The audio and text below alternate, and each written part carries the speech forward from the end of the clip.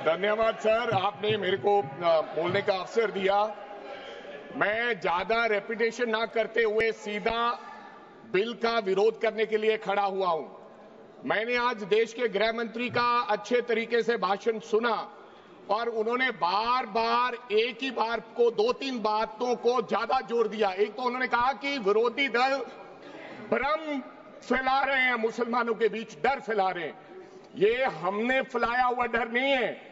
जब देश के मुसलमान को लगा कि देश में बीजेपी में 240 संसदों में एक भी मुसलमान सांसद नहीं है, हमारे लिए जगह नहीं है, तो वो डरने लगा। जब आपने कब्रिस्तान की बात की, आपने शमशान घाट की बात की, तो वो डरने लगा। जब गोधरा हुआ, जब मुजफ्फरनगर हुआ, जब दिल्ली हुआ, जब हरियाणा मेवात में दंगे हुए, तो देश का मुसलमान डरने लगा।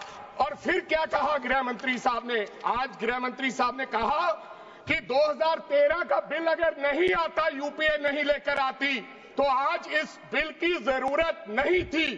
क्यों बिल लाए? क्योंकि आपको पता चल गया कि देश का मुसलमान हमारा साथ नहीं दे रहा। हमने हथकंडे अपना लिए, हमने आरएसएस की नीति अपना ली, हमने डंडा अपना लिया, दंगे हो गए, लेकिन मुसलमान हमारे साथ आने के लिए तैयार नहीं है।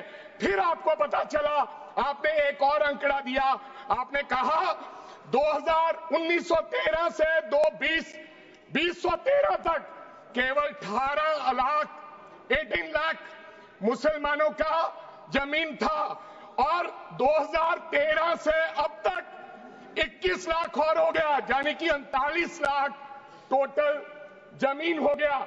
तो आपको किसी ने समझाया मुसलमान को अगर आपके बस में करना है, ये आरएसएस की नीति नहीं अपनाएगा जितनी देर आप इनकी सास प्रणाली बंद नहीं करोगे, अगर वक्फ बोर्ड नहीं छीनोगे, अगर जमीनें नहीं छीनोगे, तब तक मुसलमान आपके सामने झुकने वाला नहीं है। जैसा आपने पंजाब में करने की कोशिश की, किसान झुका नहीं, पंजाब के लोग नहीं झुके, सिख नहीं झुके, तो आपने एमएसपी का झगड़ा आज तक डाला हुआ है कि किसान की सास प्रणाली बंद कर दो तो पंजाब अपने आप झुक जाएगा। आर्थिक जब झुक जाएगा तो हमारी ईन मान लेगा और हमारे साथ आ जाएगा।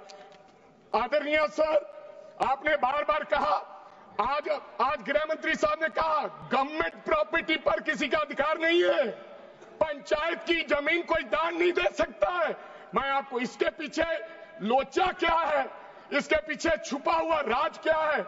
1947 में जब बंटवारा हुआ था, 47 से लेकर 1954 तक सारी प्रॉपर्टी गवर्नमेंट के नाम हो गई थी। उसके बाद 1954 में एक्ट बना, तो वो एक्ट में सर्वे हुआ 1961 टू 1970। सर्वे किसने किया? कलेक्टर ने। अगर पंजाब की, हरियाणा की, हिमाचल की बात करूं तो डिविजनल कमिश्नर अंबाला बैठते थे, उन्होंने सर्वे किया, तहसीलदारों ने सर्वे किया, तो वक्फ बोर्ड को यह जमीन देने का काम किया। अब क्या हो गया? जैसे राहुल गांधी कर्नाटक में भाषण देते हैं, गुजरात में मुकदमा दर्ज होता है, सजा हो गई। गवर्नमेंट की प्रॉपर्टी तो 1947 और 1954 में तो सारी प्रॉपर्टीज गवर्नमेंट की थी।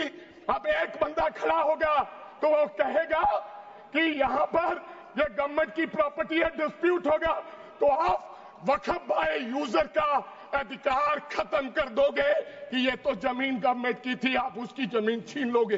फिर आपने कहा लिमिटेशन एक्ट की बात कर रहे हैं आप, और किसी धार्मिक स्थानों पर तो लिमिटेशन एक्ट लागू नहीं होता, इनके ऊपर क्यों? आप जानबूझकर इनको अपनी लात के नीचे से दबाना चाहते हो, इनकी छाती पर चढ़ना चाहते हो, जानबूझ के मुसलमान को मारना चाहते हो, जानबूझ के इस देश में मिनॉरिटीज को खत्म करना चाहते हो। इसको एक्सपांस कर देना, जानबूझ के मारना चाहते हैं मुसलमान को, हो गया, फिर और लोगों पे होगा। और लास्ट आपने कहा प्रैक्टिसिंग मुस्लिम, एक आपने और कंडीशन लगा दी लास्ट कि 5 साल प्रैक्टिस मुस्लिम होना चाहिए, वो दान दे सकता है। मैं सरदार हूं और ऐसी कई उदाहरणें हैं पंजाब के अंदर। अगर किसी मुस्लिम के पास कब्रिस्तान नहीं था तो सरदारों ने अपनी जमीन देके कब्रिस्तान बनाए। ये कौन सा अधिकार है कि मैं किसी को चीज दान देना चाहता हूं? और इसको कौन बताएगा? रिजू साहब ये बताएंगे कि ये प्रैक्टिसिंग मुस्लिम है या नहीं है? ये सरासर अन्याय है। कल को श्रोमणी गुरुद्वारा प्रबंधक कमेटी 1925 का सिखों का जो एक्ट है, आप उसमें भी संशोधन करेंगे। आपको लगता है पहले मुस्लिम मारेंगे, फिर सिख मारेंगे, फिर क्रिश्चियन मारेंगे? ये आपकी सोच है और मैं बिल का विरोध करता हूं।